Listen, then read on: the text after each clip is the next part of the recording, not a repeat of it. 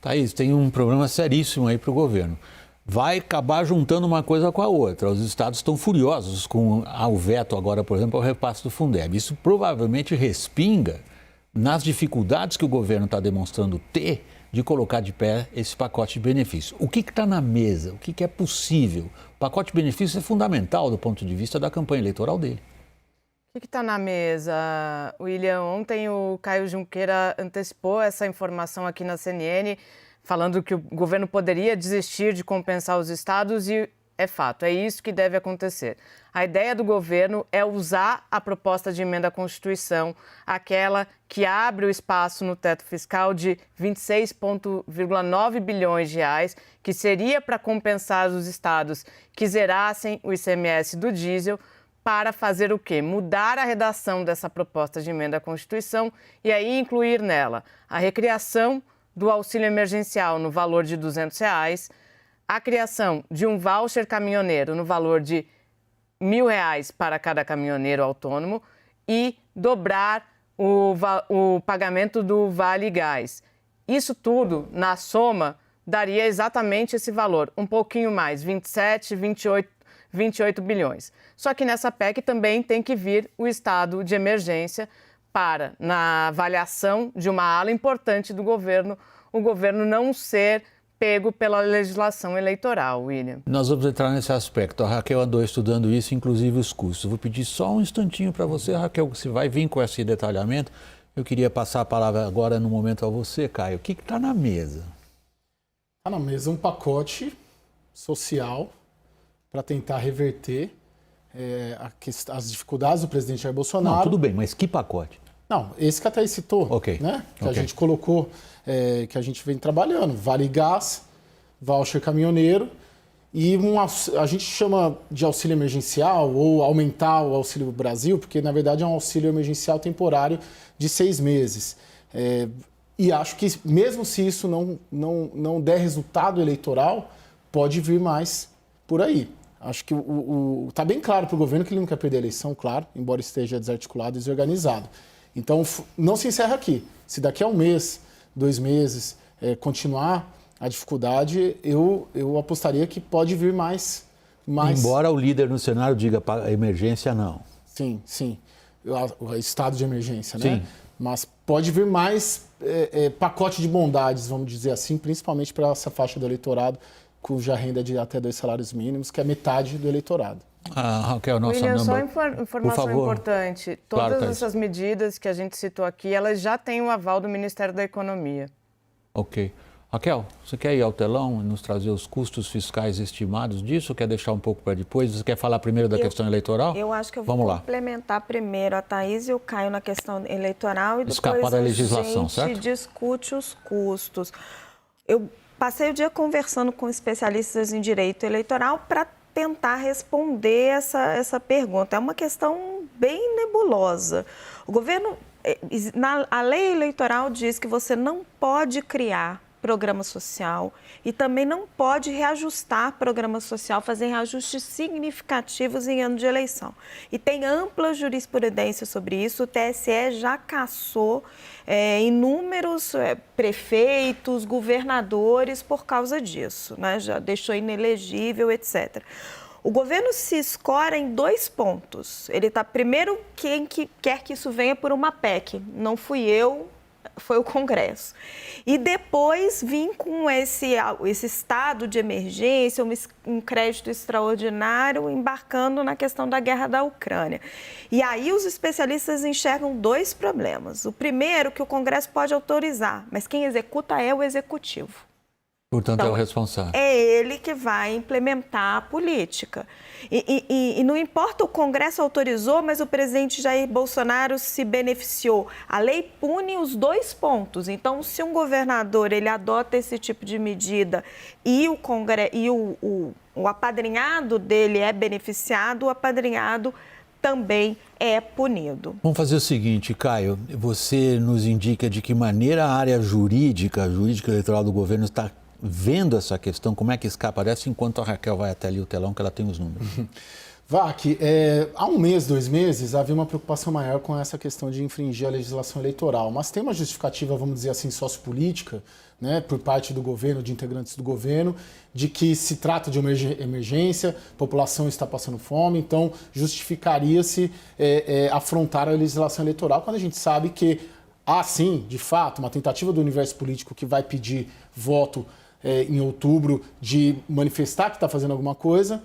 Há uma necessidade real da população, mas claro que há aí o que a gente pode chamar de eleitoralismo. Vai ser judicializado, vai cair no TSE ou no STF, e aí eles vão ter que votar contra o povo. Exatamente. Pode ter esse script. Agora, é difícil também, mesmo para a oposição, que tem uma campanha muito focada na carestia, na fome, a campanha do Lula, né? O programa de governo é muito focado nisso, você contestar mais recursos para a população, né? Politicamente é difícil, mas Raquel, tecnicamente não. Sim. Raquel, você indicou para nós o custo jurídico, o custo legal. Vamos agora ao custo fiscal. Vamos lá, William. Olha, a equipe econômica está fazendo um esforço para não deixar a conta passar de 50 bilhões de reais.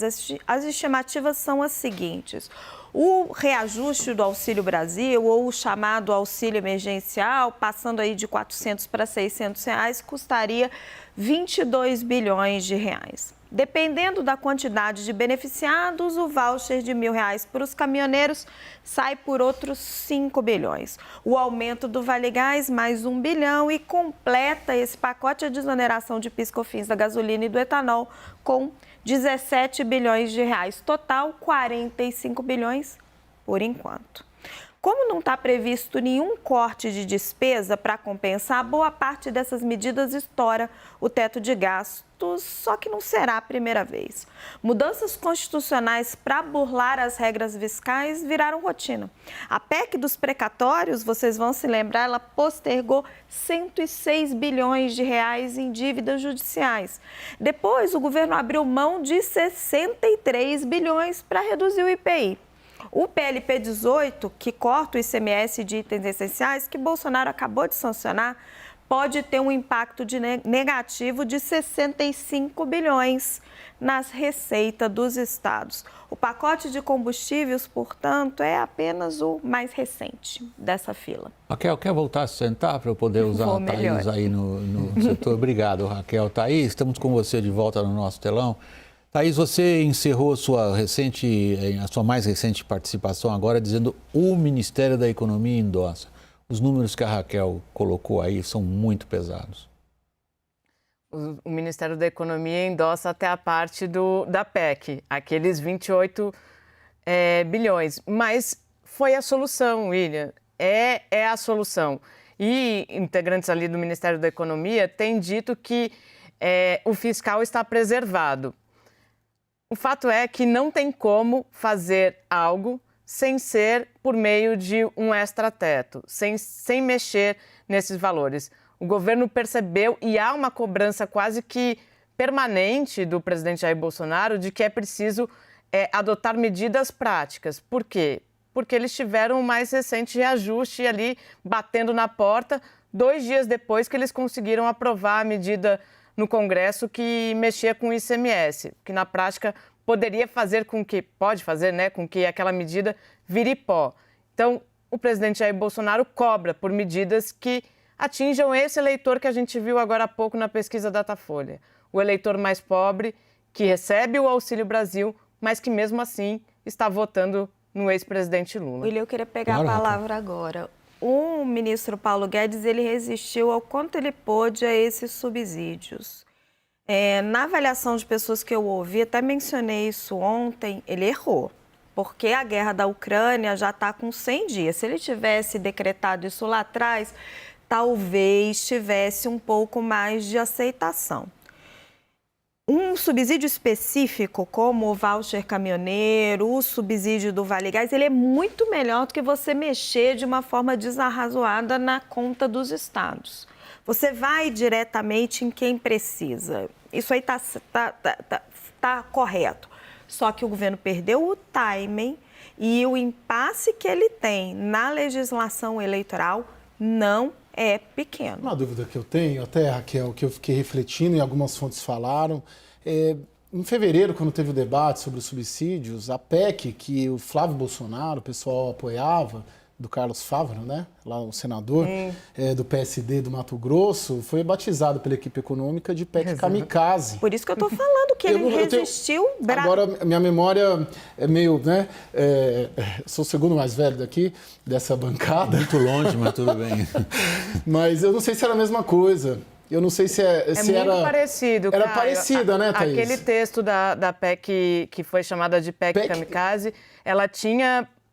se a gente pegar as duas, se a gente pegar as medidas de agora, elas são muito parecidas. Elas têm momentos ali muito parecidos e muito evidentes que, naquele momento, talvez o governo não tenha olhado com tanta atenção. Eu acho que não é exatamente igual. Eu não tenho certeza absoluta. Os números são bem parecidos, mas eu principalmente acho que nos auxílios. Tinha um gasto um pouco mais descontrolado aí. Podia ter, mas também era ajustável. Mas, na essência... A ideia, né? Era a ideia central, me parece, que de memória se... Mas fato é que a situação agora, há 90 dias das eleições, você falou, precisa ajudar os mais pobres, ninguém aqui está querendo dizer que não. Por isso que esse tipo de coisa é tão delicado quando chega numa contestação eleitoral, que vai vir. Mas o que o Caio está sugerindo é que não haverá contestação eleitoral suficiente para frear o impulso político de fazer alguma coisa pelo eleitor, é isso, Caio? Isso, tem uma fonte me dizendo aqui que a kamikaze eram 130 bilhões de subsídios, caro, né? Eu me lembro. Era mais caro, mas os projetos eram muito parecidos. A ideia, os auxílios e tal eram muito parecidos. Mas a questão toda, William, é que tudo bem, talvez a oposição não entre, não sei o quê, mas o governo Jair Bolsonaro está indo para um vale tudo eleitoral de quem realmente está atrás nas pesquisas, porque ele abre um flanco para a contestação da sua própria candidatura que não é pequeno. Mas hoje, só para terminar, último, prometo, ouvi uma avaliação de que eles contam de fato que eles estão fazendo um projeto que é impossível alguém contestar. Quem vai contestar aumento para auxílio que atende a população mais pobre? Qualquer um, Thaís, pode entrar ou no STF dizendo que a PEC é inconstitucional ou direto no TSE dizendo, olha, isso aqui vai ter um efeito claro na eleição. O Ministério Público, qualquer partido político.